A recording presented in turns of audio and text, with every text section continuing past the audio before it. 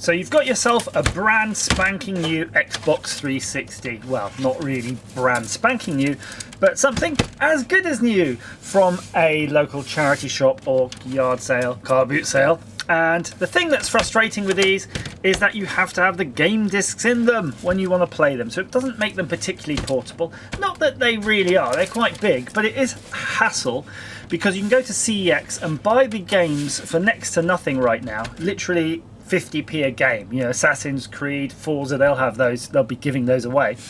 And you'll end up filling your shelf.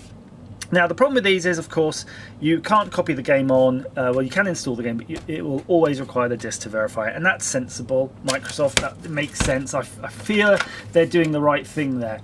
However, it would be lovely to not have to do that, and you don't have to do that because what you can do is install a glitch chip like one of these, which I'm not going to do, by the way, because this guide is to how to install your own glitch using just a diode and a resistor, things that you are likely to have lying around.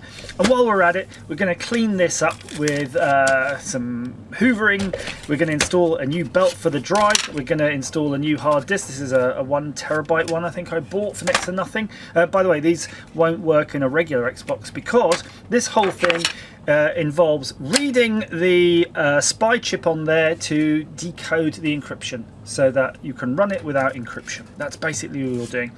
And with this you need a Raspberry Pi Pico, which is one of these things which you might have lying around. So literally I did this on my last Xbox purely with bits I had lying around, so I thought I'd repeat the process with this one and I'll show you that while I'm doing it. First things first though, we need to take this apart.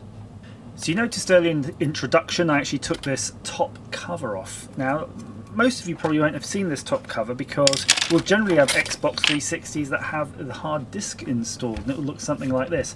And you can see this one didn't come with a hard disk, so it's even got a plug plugging that up and plenty of fluff.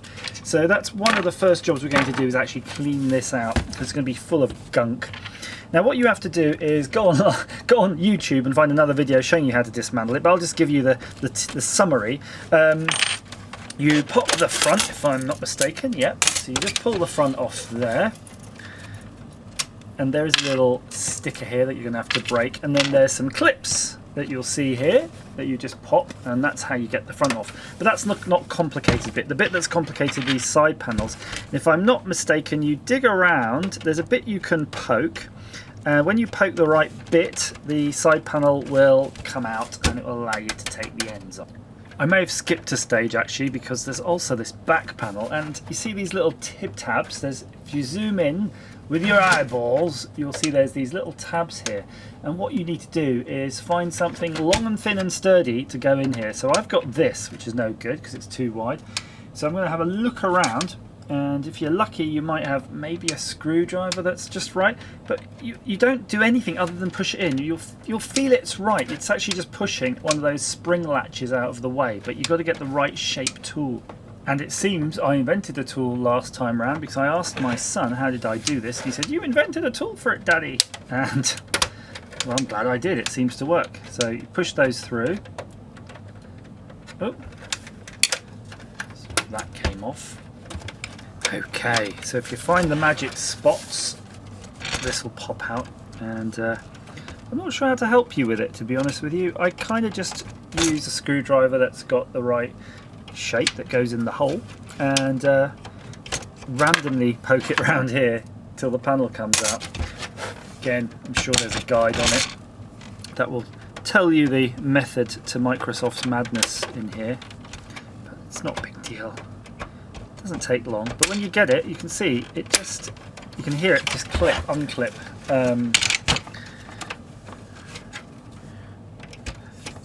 Is it here? Is it here? Is it here? It's like an extra game, an extra dimension of gaming here for you. That should be it.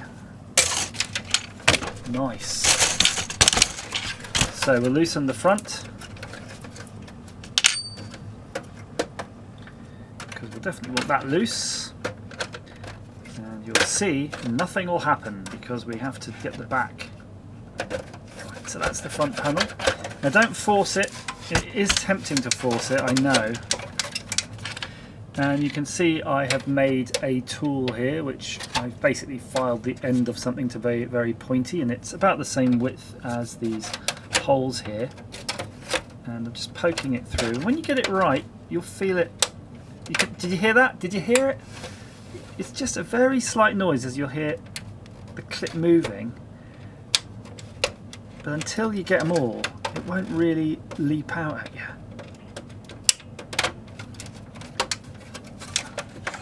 Turn this round. I've got the few there.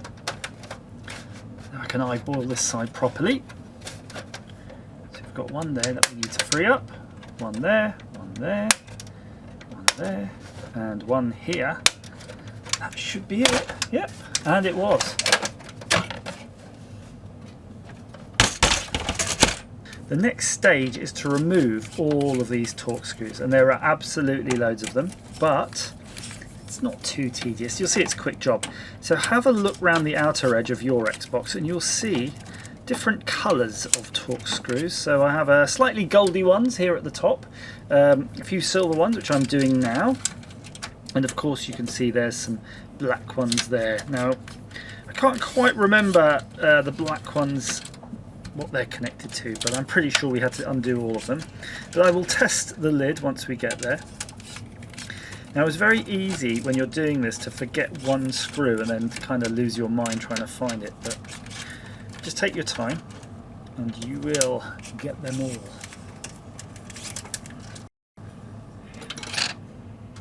So you can see we got the different sizes. So what I like to do is pop them into a storage tube. So you can see those long ones go right through to the chassis and hold the main module to that plastic case on the back there.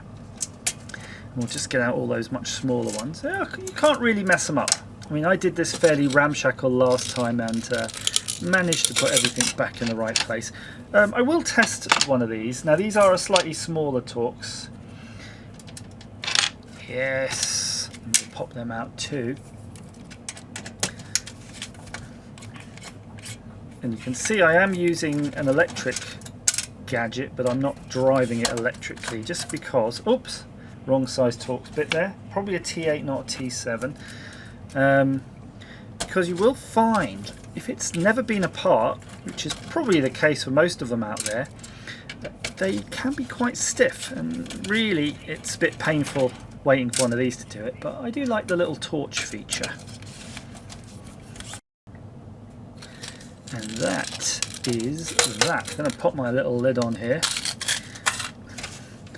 Now I can see from the labels here that it looks a lot like this Xbox has never been dismantled, which is nice.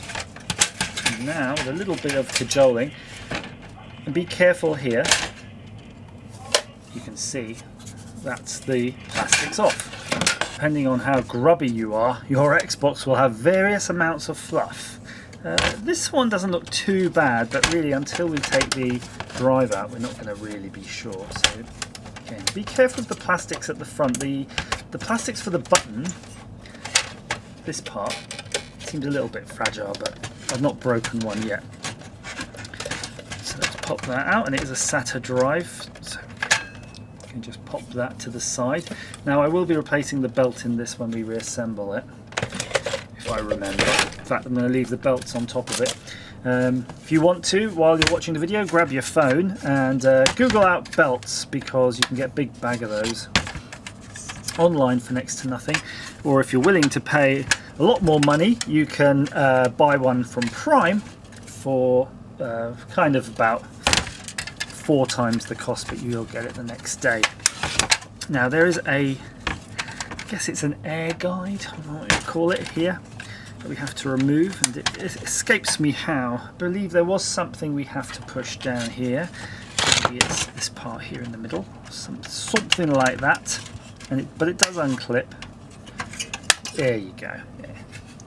Again, all of these pieces you can clean them nicely, and if you want to, it's a good opportunity to replace the thermal compound. But looking at this is actually relatively clean. I mean, no, there's a bit of dust there, but this is way better than previous ones I've done. So let's just get the fans out.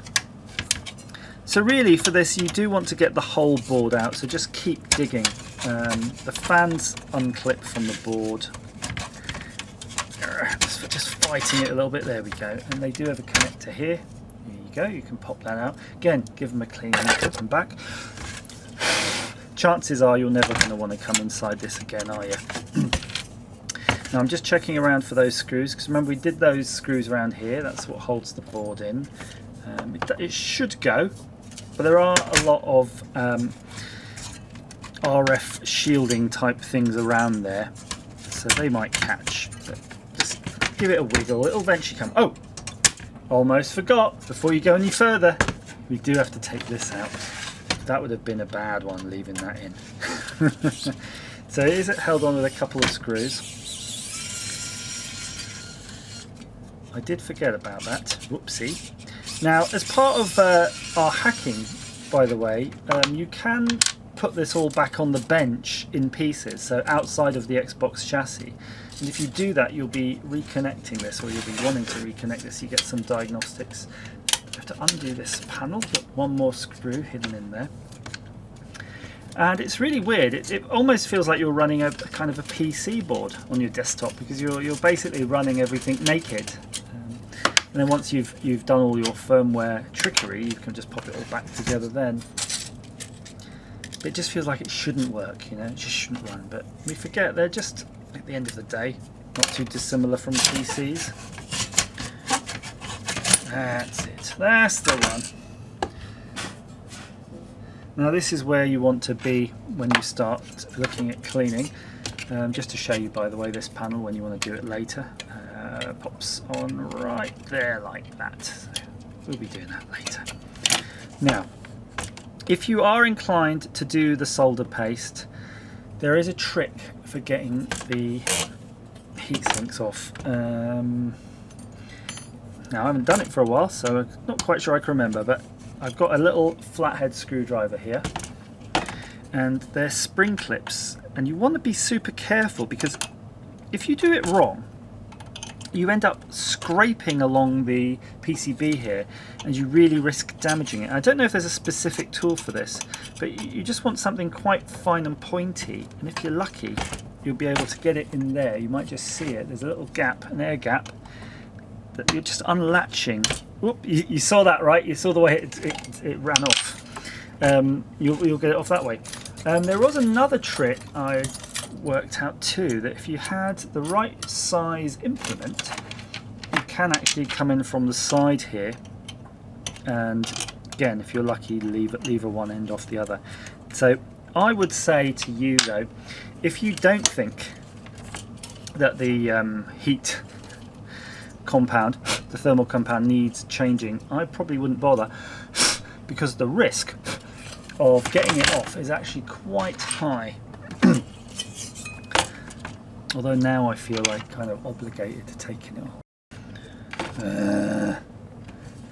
Okay, so if you're going to do it, take one off that side and take one, the adjacent one to it. Don't go opposites, because once you get the adjacents off, which we should see now, come on, off you pop. The opposite ones should free up. I really hope I haven't scraped the PCB too much.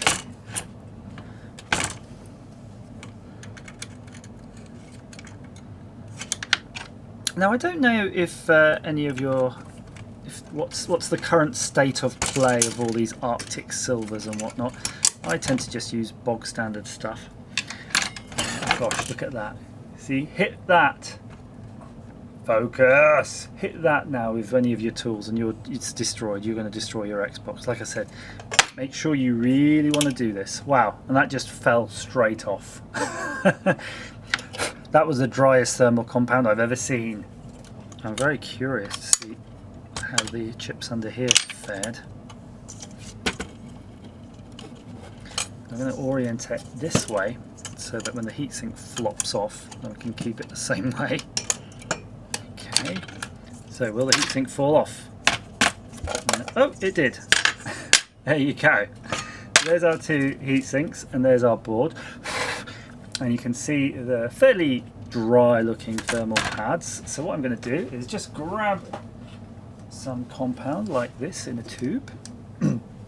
Now I'm not going to dwell on this and clean it and fanny around. I'm just going to apply a bit here, apply a bit here, apply a bit here, and that's all I'm going to do. Pop it back together. Life is too short. But you know, if you're doing it at home and you really care, take more time over it. So I'm going to pop that in there.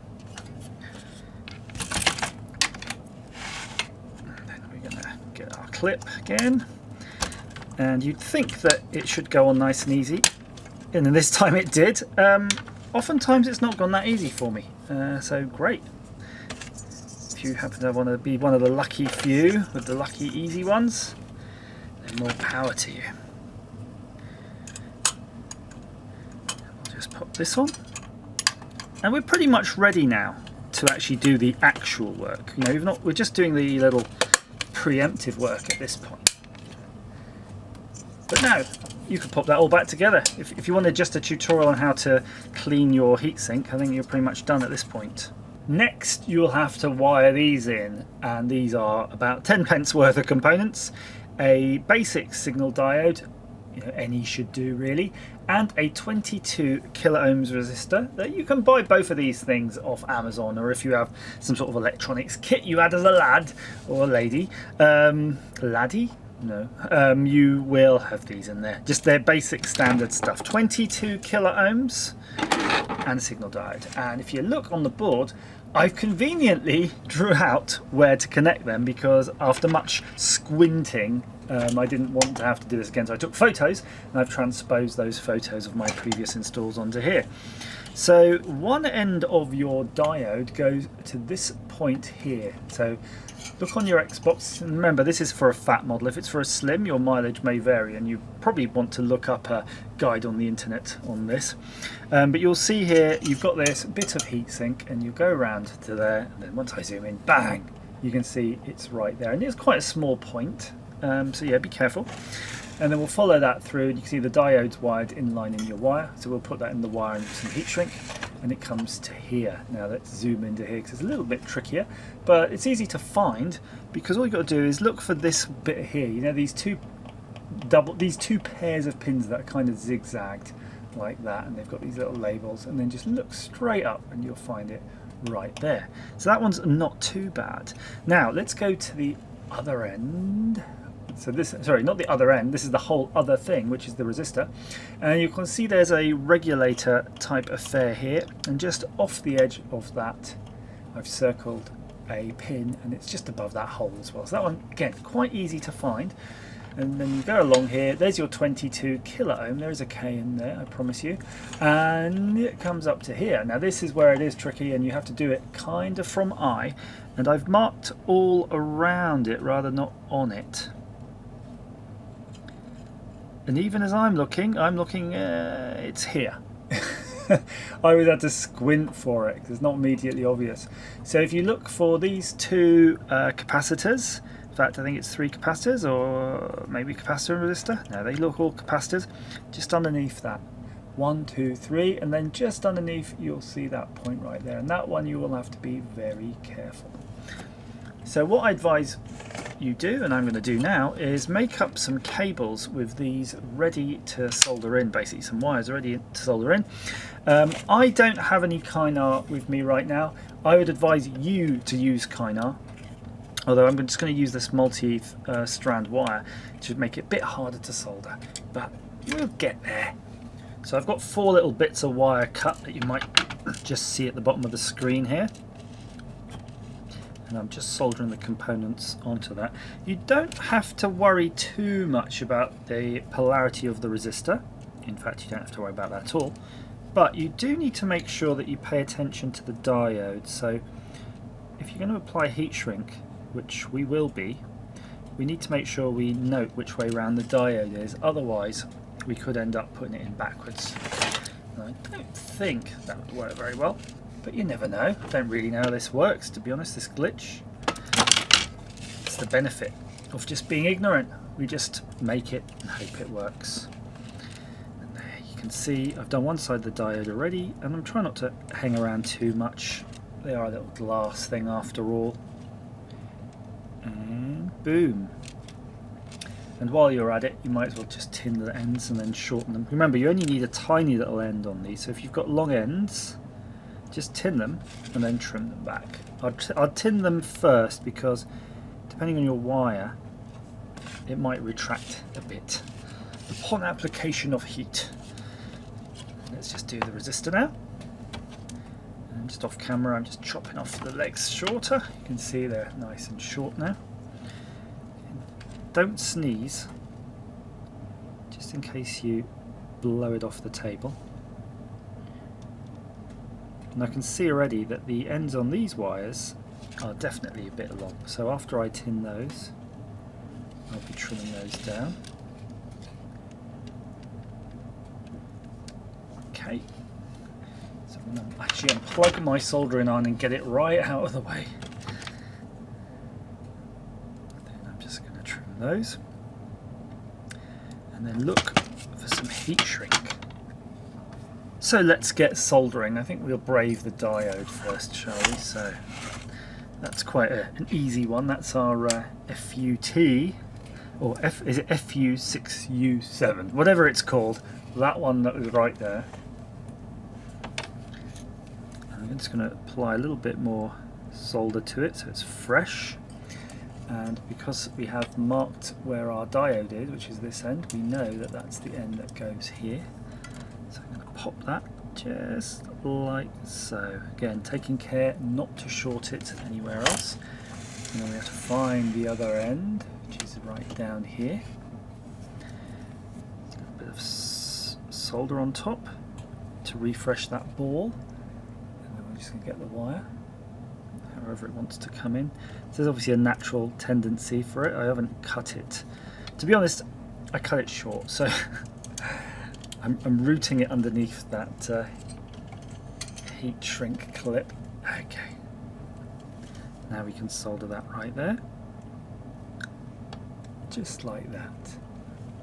I've already done this end of the resistor because that is the easy end, but this is the tricky one, so let's pay a little bit more closer attention to that. I've already touched with the soldering iron the place where it's going to go, so it's mildly tinned.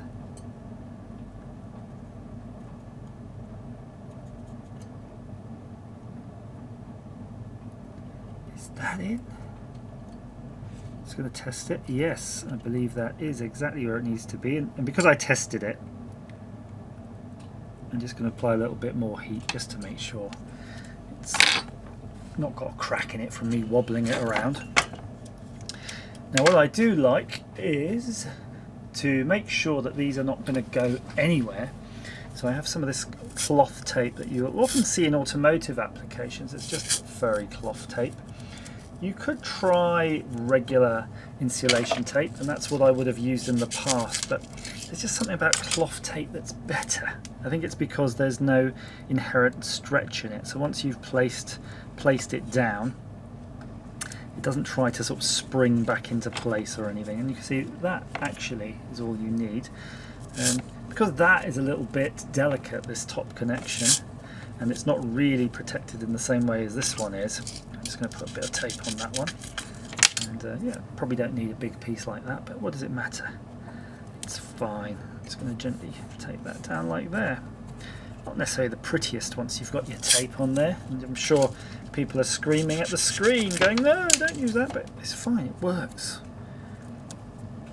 Just don't rip it off, because it'd be like ripping off a piece of tape that's stuck to your facial hair, and you'll rip off all those surface mount components. So that's done. So just to let you know, recap, we've cleaned up the board, we've replaced the compound, the heat transfer compound on there. We've created our two pieces of wire, one of the diode, one of the resistor, and we've wired up to the right places. So we're almost ready now to go to the next stage, which is basically the RGH3 section. And for that, we need to focus on this area of the board, because we actually have to connect up our Raspberry Pi Pico in order to read the SPI and eMMC, as it's called on here. basically you're reading off the data, probably maybe from this chip actually, I'm not sure. And then what you're doing with that, you're using the data you find to create a decryption key and to get around everything. What else might you need if you're doing it? You might need an Ethernet wire, by the way. If you haven't got one, grab an Ethernet wire. It might make life easier later on.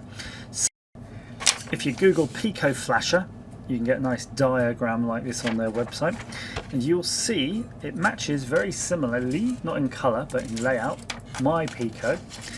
And if I count down from top to bottom, you've got these green, blue, black, red, another green, another brown and an orange. These colours. And they go to various points on this header and up here on these two here. So I'm just going to solder them to that guide. So again, look on the screen here, take a screenshot if you want. That's absolutely fine. I'm just going to do it exactly the same way. Now before I continue though, what I will do is make sure that we appropriately tin these pads. So these ones are easy to find because they're right next to that DVD connector that we removed earlier. So I'm just going to rub my soldering iron over them a little bit. If you have a bit of flux, it'd probably help at this point too, because your PCB is likely to be quite dirty. And what I'm aiming for is just to get a few, I guess we'll call them pronounced balls. So we want some solder balls sticking up that we can just easily dab our wire on. And you can see what I'm doing as I'm applying the tip. I'm just kind of moving the tip around. I'm basically trying to scrape off the oxidization that's on there. And then once the oxidation's off, that's when you see that solder ball appearing. So those are looking quite good now. It's quite hard to show you in 3D, but they are quite pronounced. And then we'll move up to this little connector here. And on that, you want to go 3 along and just do the 2 next to each other, 3 along, if that makes sense. Column 3, row 1 and row 2 for all you Excel fans. Look at that, those are looking quite nice. And now we can just start applying right away. So if you have your Raspberry Pi Pico, the first 2 wires, which is 1 and 2, so I've got 1 on grey and purple on 2. 1 on grey, purple on 2, which means I'm going to wire them up with the grey one. Oh, I've got a bit more zoom. The grey one on the top here and the purple one on the bottom. And that is basically power. Okay, done 1, 2. Now we've got 3, which is a thick bright blue. 3 and 4, which is thick blue and black. Which is totally wrong compared to what they've used, but that doesn't matter again. We're going by the numbering scheme, so you could just use any wire you've got really.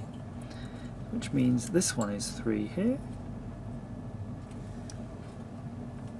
And 4, which is our black, goes above it. Like that. And you can see how having them pre-tinned makes it so much easier when it goes to solder them. Provided you don't actually hit your old bit of soldering. There we go. That's those 2 looking nice. And then we've got number 5, 6 and 7, which is our little blue is on 5, which goes at the top here. And actually, if you look at the Pico flasher guide, they're kind of reverse numbered here. So this one I'm doing now, top here, is actually number 5, but then it goes 5, 7 and 6 down here. It's that one. And then 5, 7, so 7 is this red wire.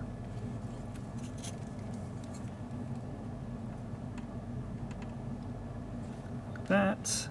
And then 6 is our final nut wire. We are ready to flash. Although actually that one needs cleaning up. Curse you, multi-strand! Now if you've only got one colour of wire, you probably could do this, but just be careful you don't get confused. I mean, there's enough stuff to go wrong on this anyway with it not work, so you don't want to add doubt by double guessing yourself on that. But that is pretty much good to go.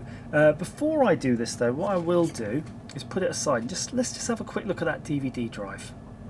So you'll want to get your DVD drive cracked open. 4 screws on the bottom. Just Phillips screws for a change too, just to be nice.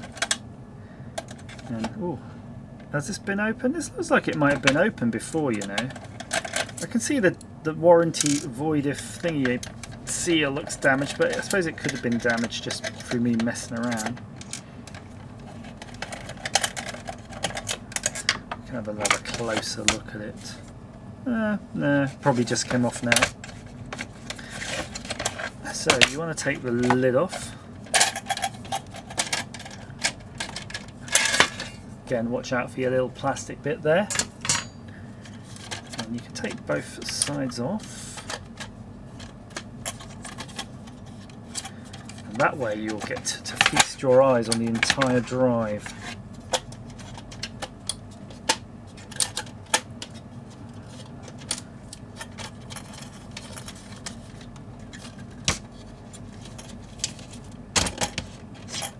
So to change the belt, you do need the drive open. So what you need to do is flip it on its back and then look down here and you'll see this chunk here. Slide that in with your pointy tool and you can see the drawer has opened. Let's have a look at our new belts. He says cutting through the belts. Now these were purchased on Amazon at great expense because I didn't want to wait for AliExpress or Temu. Yeah, you can see there's plenty of them anyway. It's like a lifetime supply even if it's 4 times the price. But yeah, you get your little belt. Now I did have a look in my cassette belt collection and they didn't really have any suitable, so you might need some Xbox specific ones to be honest with you. And you need to have this drive open. So what you do, flip it on the back and look for this little doodad here and give it a nice firm push. And you can see the carriage moved out of the way and then the door opened. And there's your belt right there. Now, if you don't have any belts to hand, you can always try cleaning this with soap and water, drying it and putting it back. That might get you another bit more life out of it. But you can see, comparing side by side, that's why it's so kind of useless. In fact, let's snap it to make sure no one makes that mistake of putting it in another Xbox. And we're just going to wrap that round. And there you go, look. You can see it's working right now. And that'll be that. Job done. Pop the lid back on. Put your 4 screws in. And that's out of the way. You know, we just wanted to get out of the way because once we start doing all the other bits, you see, you don't really want to mess with it. Because we're going to have to shift all of the other components of the Xbox over to your computer workstation area because you need to have it in quite close proximity to your computer or laptop. Now what you want to do is have it hooked up, have the power supply ready to go, have the, you don't necessarily need a DVD drive in at this point either, but you will probably want to have the hard disk ready as well. So make sure that everything can be plugged in into the board, but you don't necessarily want its case, so you want to be able to just plug all those things in whilst it's floating around on your desk. And that is finished. So you can see I've arranged it on my desk. I've got all of the various wires and things around here that I'm going to need. So I've got power cable, I've got an HDMI wire for this monitor, I've plugged in my Raspberry Pi Pico here, and just a warning, before you really have to do anything, plug it into the USB and you have to install the Pico Flasher firmware onto that. So if you Google Pico Flasher, and then they'll give you a firmware file that you just plop straight onto there, just follow the instructions. And then you're going to need one more piece of software, and that piece of software is called JRunner with extras. So look for the with extras version. And with the Pico Flasher plugged in, you can just click read NAND, and you see there it says console not found if you squint. So I'm going to plug in the power lead now into the console. I kind of jumped the gun a little bit there. You can see I've moved this on my desk, and the reason is I wanted to use a shorter USB cable to the Pico Flasher, excuse the mess, because I did notice there's issues with a longer USB cable on it. I had to attach the fan shroud assembly because we'll need that later anyway.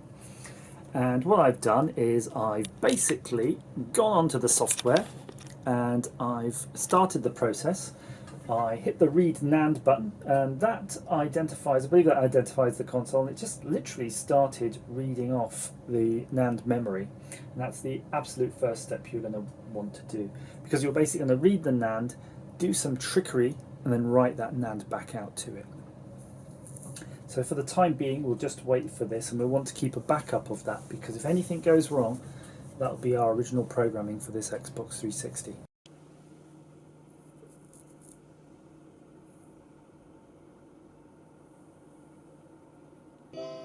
And we're done. I'm guessing to click OK.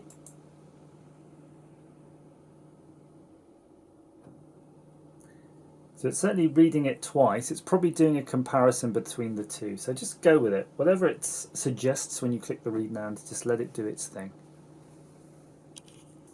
So with a bit of luck, it will compare the two NANDs and it says they're the same. So this is where I was getting errors before using the long USB cable. So that's fine. So the next stage is to create this XELL thing. We need to go over here on the right hand side. You'll see there's options.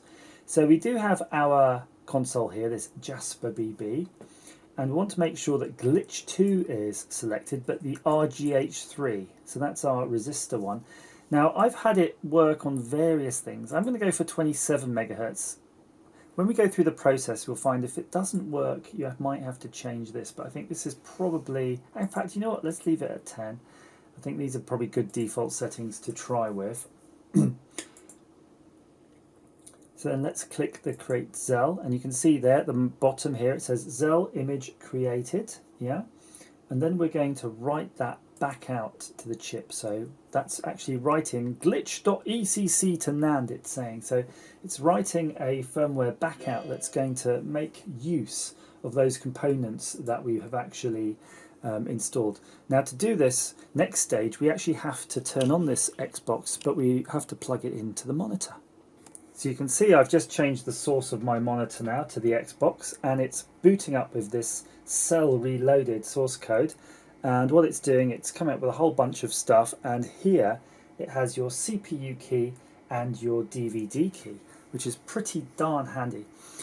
So what you can do is go over to your JRunner, and if you're lucky, you'll be able to get the CPU key by typing in the IP address that the machine has just been assigned. So I'm going to put it in 192.168.6.40.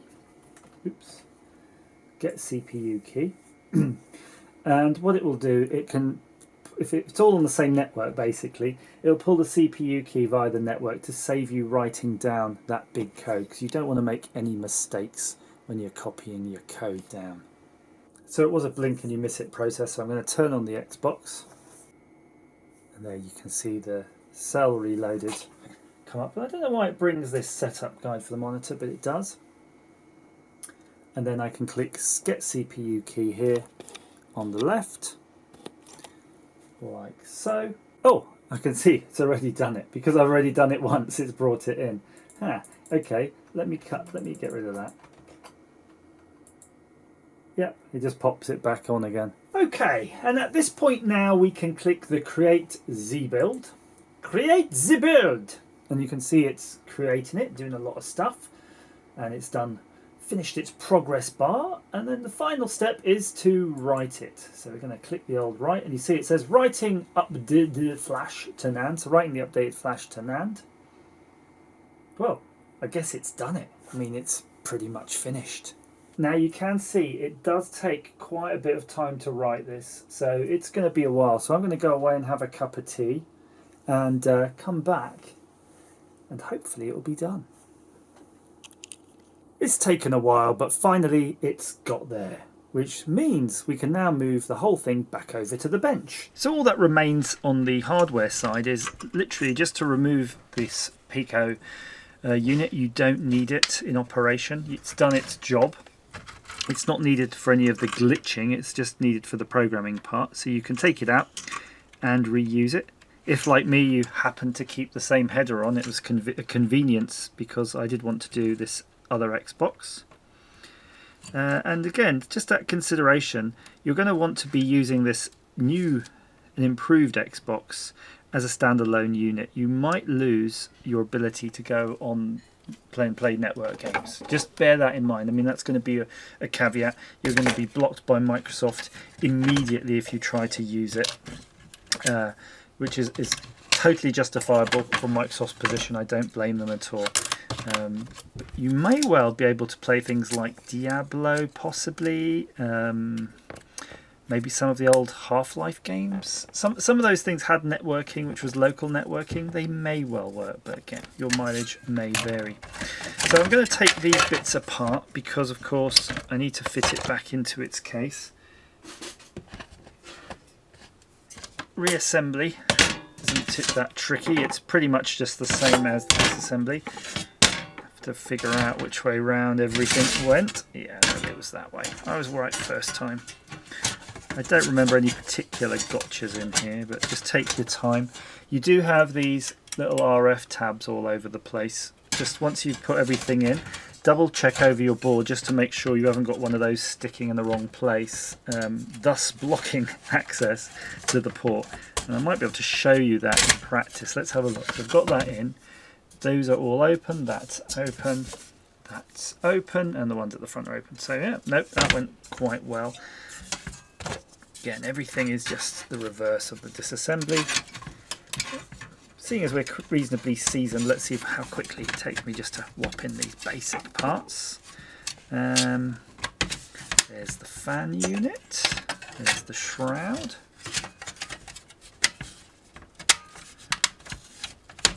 Well, that wasn't too bad. Oops, there we go. Remember, you've got this part here that you're going to want to clip on the front. I mean, I took that off anyway because it's easier to press the button when you're messing around on the bench. Yeah, this is a bit of a no-brainer actually. You'll figure this out as you go along. Get all them screws in.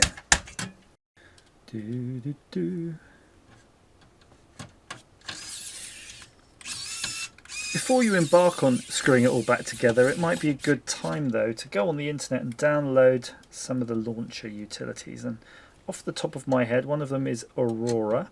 That's a good one.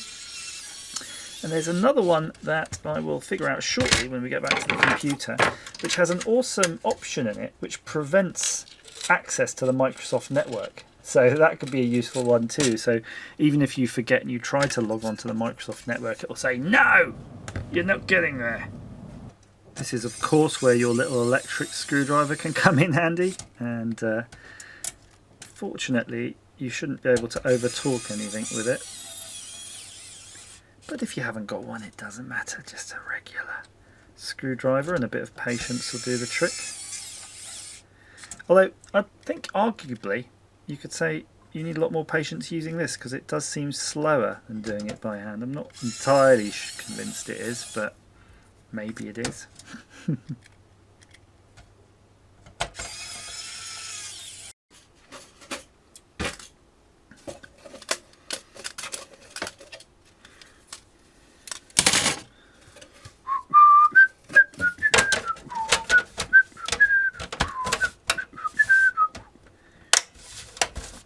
Clicky click click.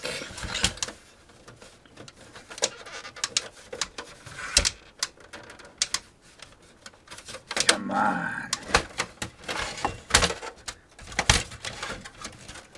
So close, but it doesn't want to go.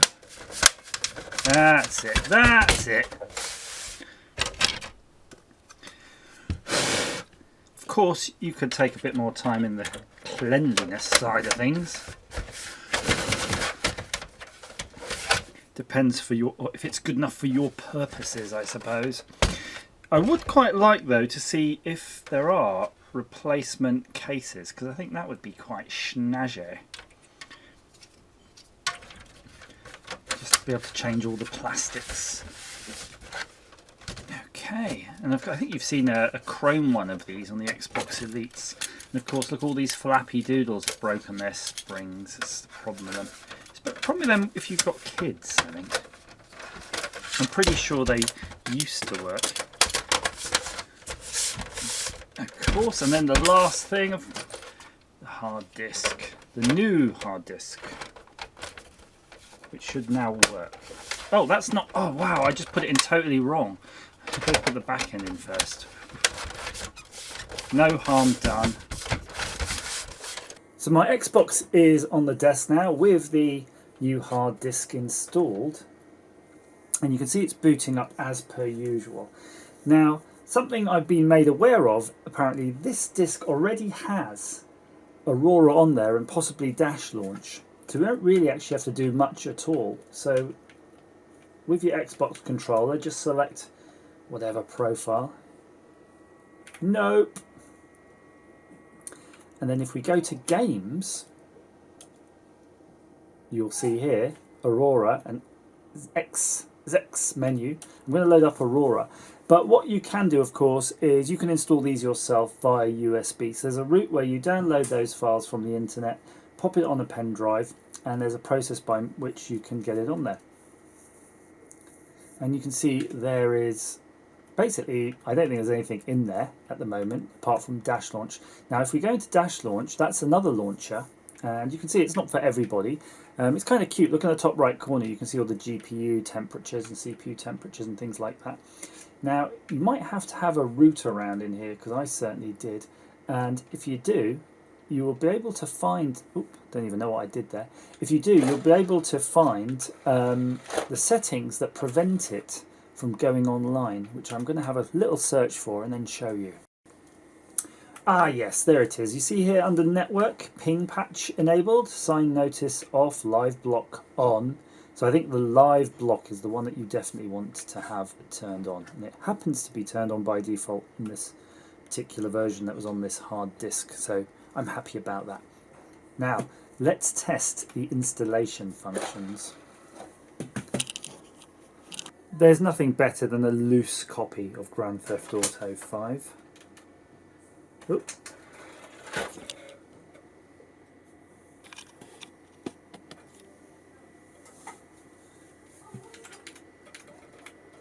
And I'm going to go to Aurora. And I'm going to press the back arrow to go to here, and then you go to scripts. You might. Oh no. Let's get the old internet connected first. Utility scripts. And it's God Installer, that's the one. Game on Demand, I believe that stands for. So that should be on there now. Yes, it is. So we need to select a directory. I want to choose an appropriate folder though. I think we need it on HDD1. And I'm going to make a new folder on here where we're going to put all of our games going forward. G. Oh no. No. A. M. E. S. And we're done. So I'm going to go into games and just hit Y to select. Oh, I have to go back. I don't want to go in there, I just want to push Y to select games. Create content directory, yes. And that's it. You hear the disk drive whirring away, and it's very much the same as when you used to install a game on your Xbox 360. And you just wait now. We'll play the old waiting game. Come back again in a minute. It's many minutes later and it's still going. Be warned, this is not a fast process.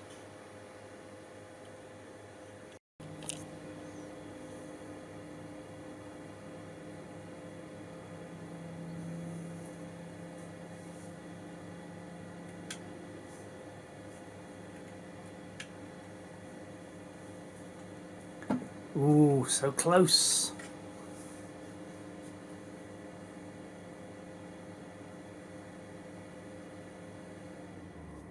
That's it. Drive has stopped. Scan for new content now. Yes, please. Right, so while it's doing the content scan, I'm just going to pop the disk out.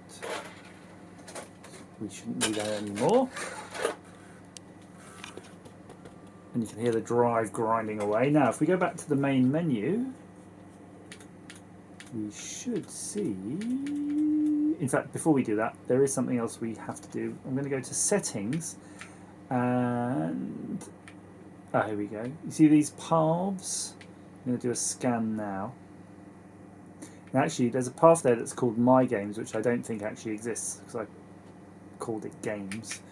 HDD1, I'm going to select Games. And then I'm going to save that as well. I'm going to do scan now. Oh, there we go. See there? Grand Theft Auto. So now I'm going to run that, and remember, there's the disc sat here, just on the corner of the frame. Yeah, I'm not quite sure about the online profile bit.